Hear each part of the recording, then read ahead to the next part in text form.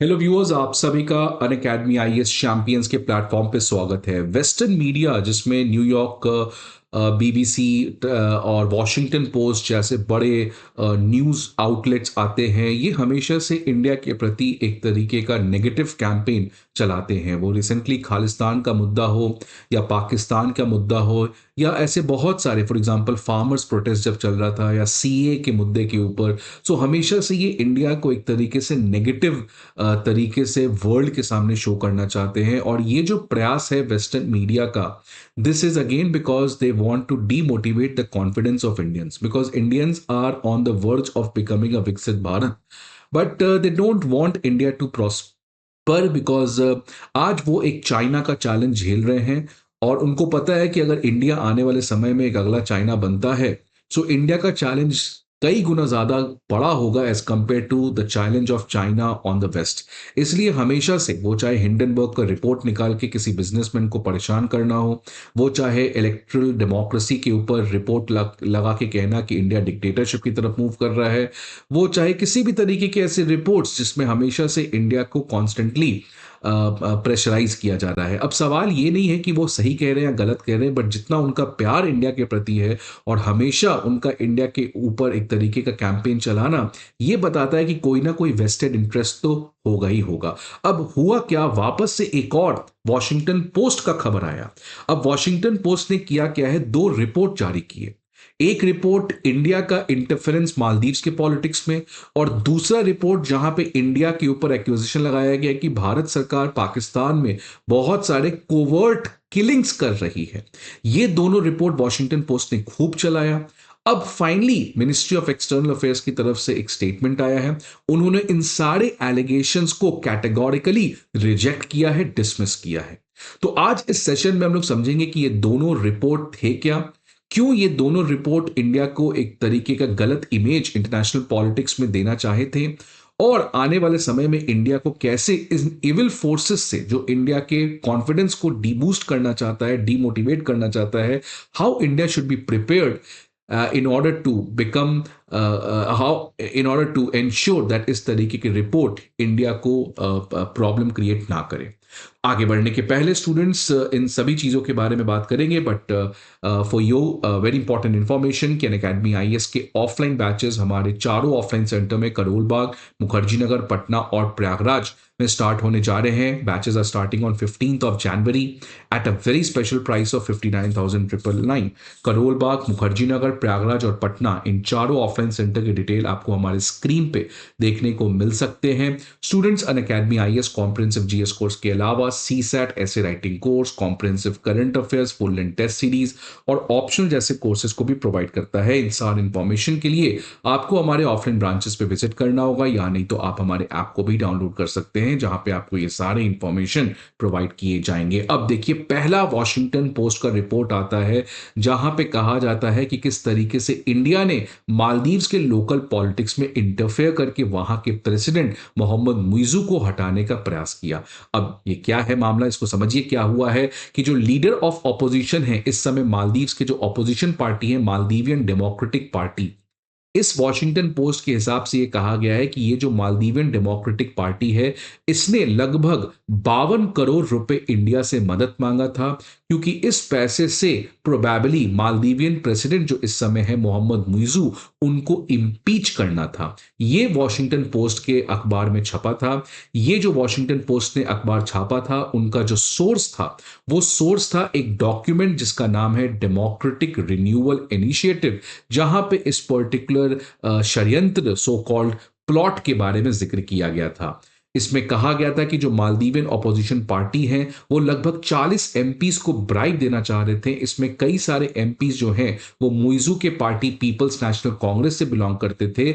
और ये जो ब्राइबिंग का इंसिडेंट था, इसका ऑब्जेक्टिव था कि कैसे मोहम्मद मुइजू जो एक प्रो चाइनीज लीडर थे, इनको इम्पीच किया जा सके। इन एमपीज के अलावा 10 senior Maldivian army police officers और 3 पावरफुल क्रिमिनल गैंग्स को भी ब्राइब देने की बात हुई थी। अब तो ये एक बहुत बड़ा एलिगेशन वॉशिंगटन पोस्ट ने इंडिया के ऊपर लगा दिया। इस कॉन्टेक्स्ट में जो मिनिस्ट्री ऑफ एक्सटर्नल अफेयर्स है, उन्होंने कहा कि ये जो रिपोर्ट है ये बेसलेस है, इसमें कोई भी क्रेडिबिलिटी नाम की चीज नहीं है, और ये एक तरीके से दर्शाता है एक कंपल्सिव हॉस्टिलिटी टुवर्ड्स इंडिया, एक जानबूझ के सोची समझी दुश्मनी जो इंडिया के खिलाफ वॉशिंगटन पोस्ट चला रहा है। अगर हम बात करें मालदीवियन डेमोक्रेटिक पार्टी जो ऑपोजिशन पार्टी है मालदीव्स की, उनके प्रेसिडेंट नशीद, तो उनका भी एक ट्वीट आया इस पर्टिकुलर मुद्दे के ऊपर। उन्होंने कहा कि हमें इस तरीके का कोई भी प्लॉट के बारे में कोई भी जानकारी नहीं है।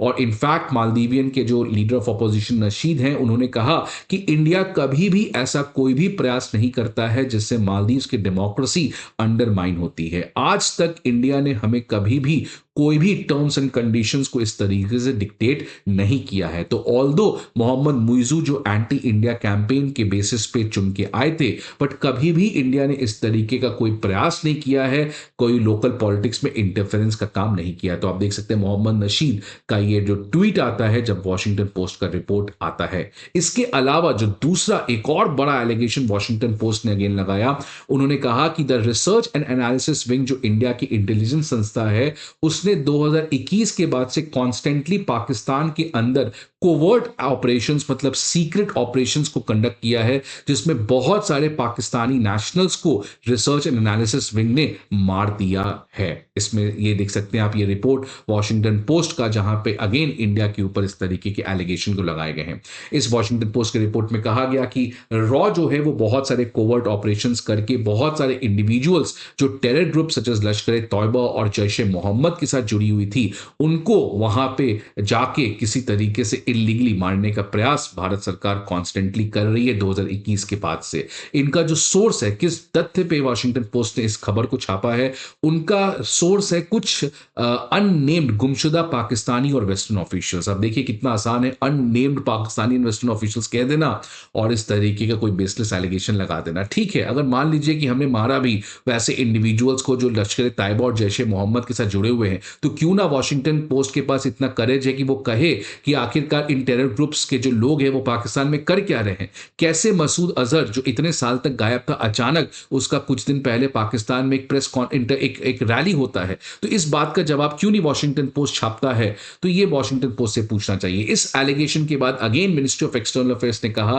कि अगेन ये कंपल्सिव हॉस्टिलिटी, ये जानी सोची समझी दुश्मनी जो इंडिया के प्रति है उसको झलकाता है। रणधीर जायसवाल जो एमईए के स्पोक पर्सन है, उन्होंने कहा कि हम इंडियंस के ऊपर छोड़ देते हैं कि आप ऐसी संस्था की क्रेडिबिलिटी को जज करें, बिकॉज हमारे हिसाब से इस इंस्टीट्यूशन की कोई भी क्रेडिबिलिटी नाम की चीज नहीं है। इनफैक्ट जायसवाल जी ने काफी अच्छे से US secretary of state Hillary Clinton का कोट किया। उन्होंने कहा कि you can't keep snakes in your backyard and expect them only to bite your neighbours. कि आप जो वॉशिंगटन पोस्ट कह रहा है कि 2021 के बाद से जब से पाकिस्तान में टेरर इंसिडेंट्स बढ़े हैं, तो इसमें इंडिया का कोई रोल है, इंडिया वहां के टेररिस्ट को पाकिस्तान के अगेंस्ट अटैक करने के लिए प्रोवोक कर रहा है। बट ये भूल गए कि तालिबान को किसने बनाया था? पाकिस्तान। ये हर एक चीज को पाकिस्तान ने बनाया था क्योंकि उसको उन इंस्टीट्यूशन से इंडिया के ऊपर अटैक करना था।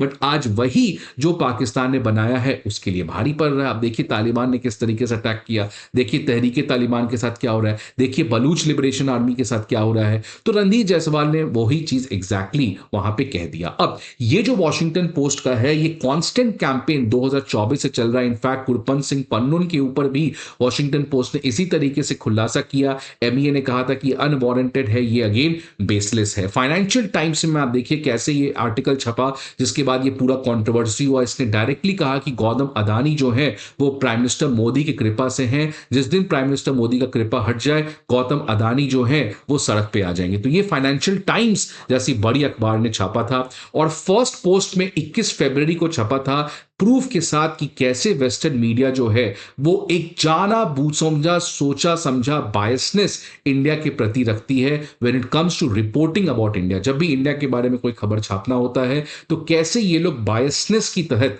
इस पूरे कवरेज को करते हैं। सो इसीलिए इंडिया को आने वाले समय में इन इविल फोर्सेस से बच के रहना होगा। अगर हमारे में कुछ प्रॉब्लम है, although India is not a perfect country and no other country is a perfect country, कुछ कंट्रोवर्सीज होते हैं, कुछ चीजें होती हैं, बट इंडिया के पास we have all the institutions जो इन चीजों से डील कर सकता है। We don't want those institutions to comment on us who have exploited us, who have ruled us for 200 years and other things. So I hope कि Indians should awaken to all these evil force और सरकार इन evil forces के against decisively आने वाले समय में act करें।